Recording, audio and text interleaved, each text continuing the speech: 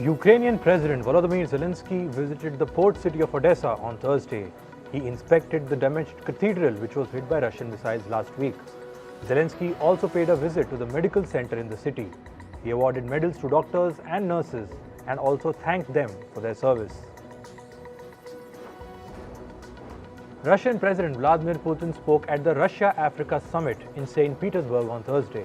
He told African leaders that Russia was ready to replace Ukraine as the supplier for grain. He also said that Russia was willing to give free grain to at least 6 African nations. These were Burkina Faso, Zimbabwe, Mali, Somalia, Central African Republic and Eritrea. Putin added that other African customers would not have to pay delivery fees for the grain. Meanwhile, Putin told African leaders that he was studying the Ukraine peace plan that was proposed by them. Last month, an African delegation visited Kiev and Moscow. They proposed a draft peace plan to Zelensky and Putin. However, it failed to gain traction among either leaders. Now, Putin says he's reconsidering the draft. North Korea displayed a massive show of force with a military parade in capital Pyongyang on Thursday. The parade included intercontinental ballistic missiles, tanks and drones.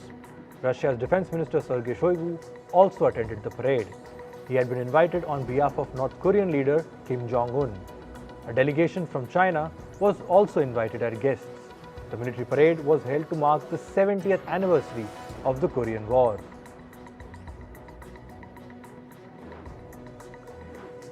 Chinese President Xi Jinping met Georgia's Prime Minister in China's Chengu city today.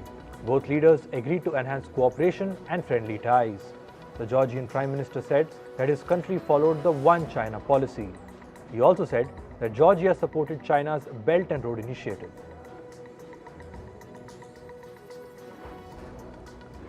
US Secretary of State Antony Blinken met Australian Prime Minister Anthony Albanese. The two leaders met in the Australian city of Brisbane today.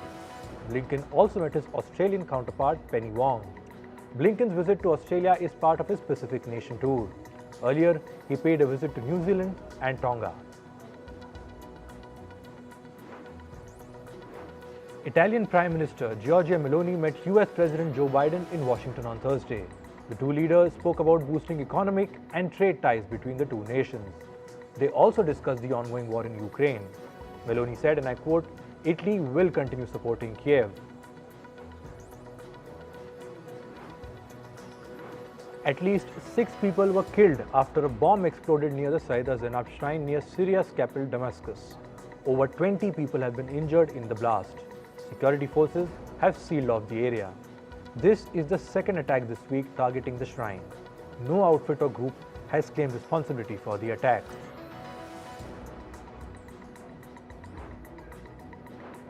Tens of thousands of protesters took to the streets in Israel's Tel Aviv. They demonstrated against the judicial overhaul. The protesters demanded the government to roll back the judicial reform. Remember, the first part of Prime Minister Benjamin Netanyahu's judicial overhaul was passed in the parliament on Monday. The law will prevent the Supreme Court from overruling some government decisions. Niger's army command is supporting the coup in the West African nation. This comes after some soldiers detained Niger President Mohamed Bazoum. Thousands of civilians are also supporting the coup. They gathered in front of the country's National Assembly and set fire to nearby vehicles and buildings.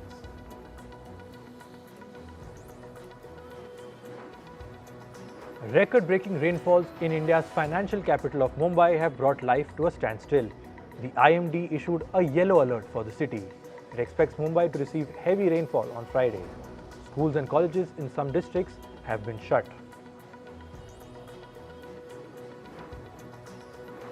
Typhoon Doksuri hit Taiwan's Kinmen Island on Friday. It brought heavy rain and strong winds. The typhoon has toppled trees and left thousands of homes without power. Over 300 domestic and international flights were suspended. Railway services have also been halted. The storm has now made its final push to southeastern China.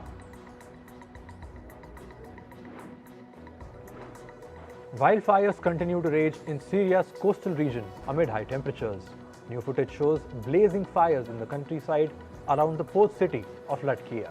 Reports say temperatures across the country have risen 6 degrees Celsius higher than average.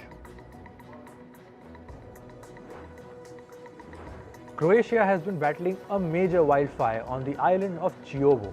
This is on the Adriatic coast. Reports say the fire had spread quickly because of strong winds. However, it has caused no damage to residential buildings so far. Authorities have deployed over 100 firefighters to fight the flames.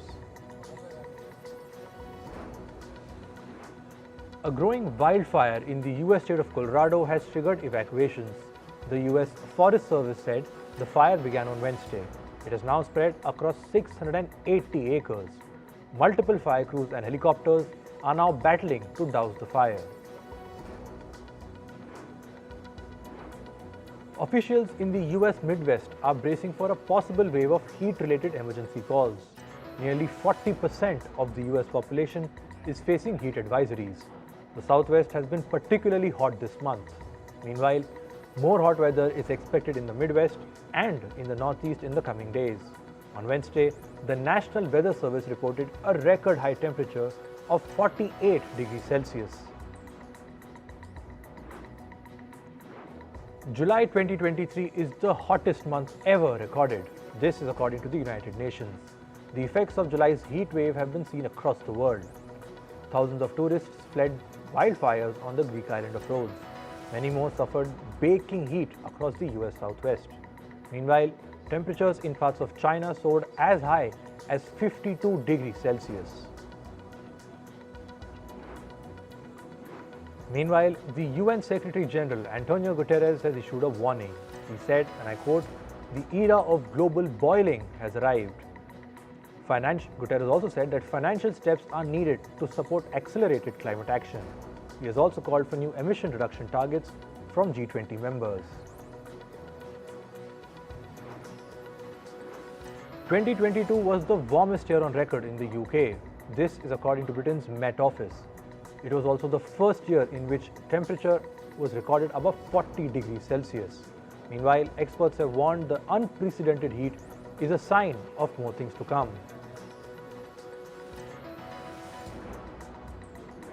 Residents of a village in Palestine are enduring severe water shortages. The crisis has been aggravated by the recent heat wave. Residents are now looking at alternative water sources. They are either purchasing water tanks at inflated prices or constructing makeshift wells. These too are quickly drying out. Moving to business, semiconductor company AMD has said it is planning to invest about $400 million in India. The company is planning to set up its largest design center in the country's southern city of Bengaluru.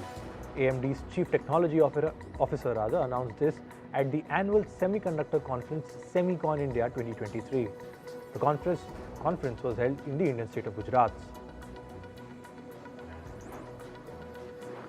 The European Central Bank has raised its interest rates by 25 basis points.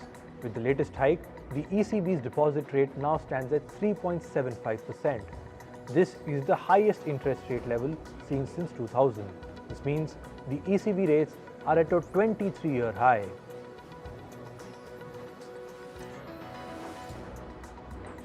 Cryptocurrency exchange Binance and its CEO Changpeng Zhao has filed a motion. This is to dismiss a complaint against the company. The complaint was filed by the US Commodity Futures Trading Commission, or the CFTC.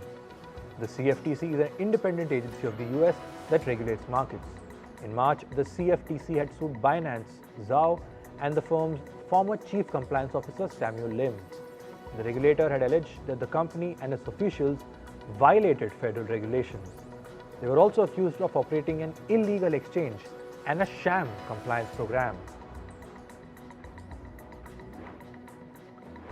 French luxury group Kering will buy a 30% stake in Italian fashion label Valentino. It will buy the stake for a whopping $1.87 billion. The company will also have the option to acquire 100% of the brand by the year 2028. The deal is the latest in a series of shakeups in the French company.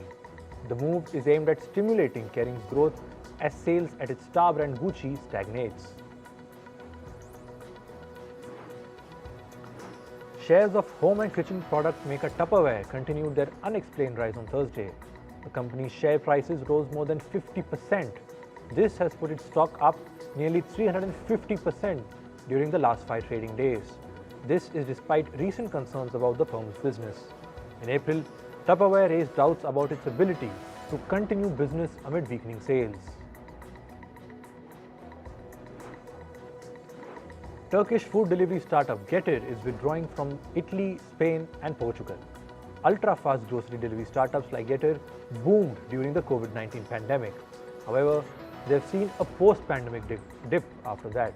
This is after consumers returned to in-person shopping in stores. Meanwhile, the company says it will continue to operate in the US, the UK, Germany, the Netherlands and Turkey. Getir says these geographies generate 96% of the company's total revenues. A British trade union has said workers at 2 Amazon facilities will strike in early August. This is over an ongoing pay dispute. Workers from the company's office in Rugeley will stage a walkout on the 3rd and 4th of August. Meanwhile, staff in the Coventry Centre will strike on the 4th and 5th of August. However, Amazon says that they regularly review their pay to ensure the wages are competitive. X, formerly known as Twitter, now has a new account on the social media platform. After rebranding itself, Twitter took control of a handle whose username is the letter X. Reports say, the account initially belonged to a person named Jean X Wang. However, X has now taken over Wang's account without compensating him.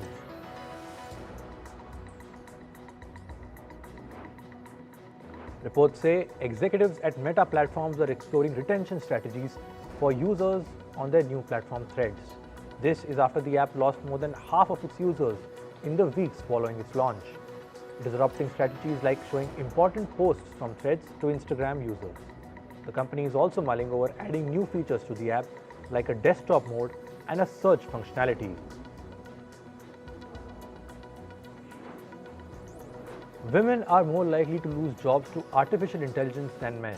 This is according to a new report by the McKinsey Global Institute. The study found that nearly 8 in 10 women will be forced to switch companies or lose their job to AI. It added that industries that are expected to shrink the most are food services, office support, customer service and sales. Women are overrepresented in these sectors and hold more low-paying jobs than men. Therefore, they stand to be more affected. Moving to sports, in cricket, India beat the West Indies in the first one-day international by 5 wickets. India bowled out West Indies in 23 overs and had to chase a target of just 114 runs. India now has a 1-0 lead in the 3-match ODI series against West Indies. In football, the match between Argentina and South Africa in the FIFA Women's World Cup ended in a draw. Both the countries scored 2 goals against each other and secured 1 point in the tournament. Argentina will now face Sweden in the next round, while South Africa will play against Italy. Meanwhile, Nigeria stunned co-hosts Australia 3-2 at the FIFA Women's World Cup. Now, to qualify for the final 16, Australia must now win their next match against Canada. Nigeria will next play Ireland in their last group match. The Indian men's football team will play against Qatar and Kuwait in the second round of the FIFA World Cup 2026 AFC qualifiers. The official draw ceremony took place at the AFC House in Malaysia on Thursday. A total of 36 football teams will take part in the second round of qualifiers. India, including other 26 countries, have gotten direct entries for the second round. Jordan Henderson, the former captain of the English Premier League club Liverpool, has joined the Saudi club Al Ittefaq. He will play for the Saudi club on a deal until 2026. This comes after Henderson recently posted a goodbye message on social media confirming his Liverpool exit. The 33-year-old midfielder has captained the club for 12 years. In tennis, world number 1 Iga Swiatek reached the quarterfinal in the Poland Open.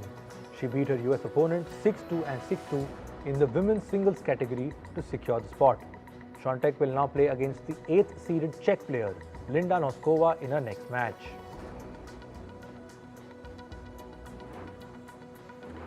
World number 3 Daniil Medvedev has withdrawn from the US Open tune-up tournament due to injury. The 27-year-old Russian player lost in the Wimbledon semi-finals earlier this month. The 2023 US Open will start from the 28th August and continue until the 10th of September.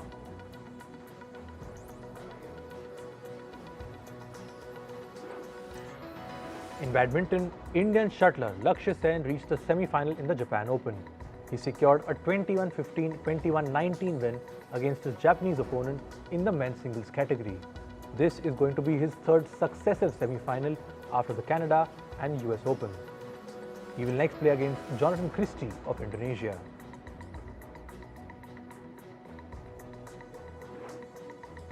In Formula 1, Red Bull racer Max Verstappen is set to receive a 5-place grid penalty. This will be for Sunday's Belgian Grand Prix. Grid penalties are given when racers exceed the allocated number of engine components, gearboxes, or other car components. The penalty comes after Verstappen exceeded his gearbox allowance. He will now be lined up 6th on the grid position for Sunday's race. Ukrainian fencer Olga Karlan was disqualified from the World Fencing Championship. This is after she refused to shake hands with Russia's Anna Smirnova after beating her in the tournament.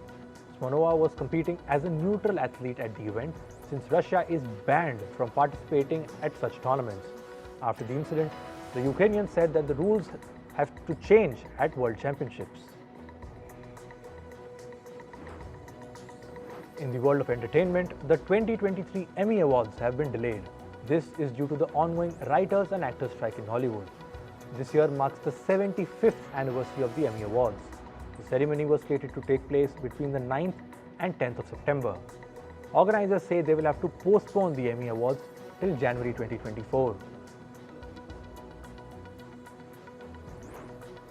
Rapper Snoop Dogg has cancelled his show at the Hollywood Bowl in support of the writers and actors strike. Snoop Dogg made the announcement on his Instagram. The rapper had already delayed his concert from June to October. However, with the SAG-AFTRA strike now in its 10th week, Snoop Dogg decided to completely cancel his concert.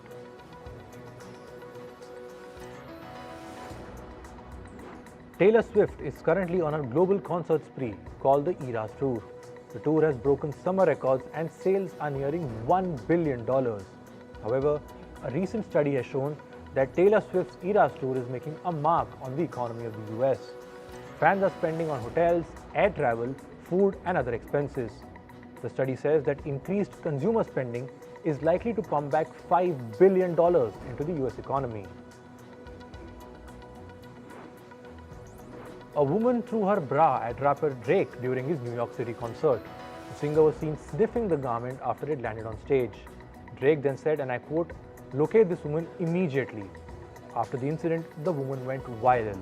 She gained 50,000 followers on Instagram within an hour. She was also approached by Playboy magazine for a potential photoshoot.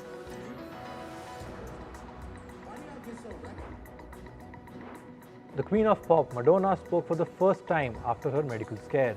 She said, and I quote, "I am able to move my body and dance. I am the luckiest star in the world." She also thanked her fans and well-wishers who wished her when she was in the hospital. Madonna said she's still recovering from her medical emergency.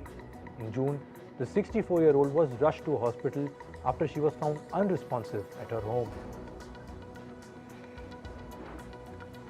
The Museum of Madame Tussauds revealed a wax statue of popular icon Beyoncé. The wax figure shows Beyoncé's ensemble from her Coachella performance back in 2018. It took 20 wax artists and sculptors to make the statue over a period of 6 months. Beyoncé's new wax figure is now on display in New York.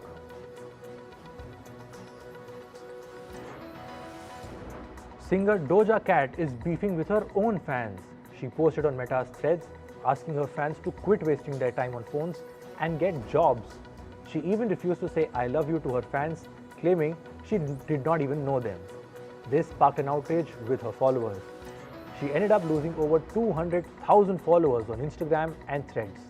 Doja Cat is famous for her songs Woman, Kiss Me More and Say So. Actor Matt Damon revealed that he had refused to play the lead role in the blockbuster movie The Avatar. Damon also said that this cost him at least $250 million. He added that he denied the lead role since he was already shooting for a movie in the Bourne franchise. In 2009, Avatar became the highest grossing film of all time, making almost $3 billion. Drama series Suits has broken worldwide streaming records. Suits now has 3.14 billion minutes of viewership on streaming platforms Netflix and Peacock. This comes 4 years after its last episode was aired on TV. Suits is an American drama series that portrays the career trajectory of a New York City law firm. And finally, Randy Meisner, the founding member of the rock band The Eagles, has died at the age of 77. The band announced the tragic news on Thursday. The singer and bass guitarist was suffering from a pulmonary disease. The Eagles gave the world of rock hit songs like Hotel California and Desperado. Meisner sang the famous songs Take It Easy and The Best of My Love.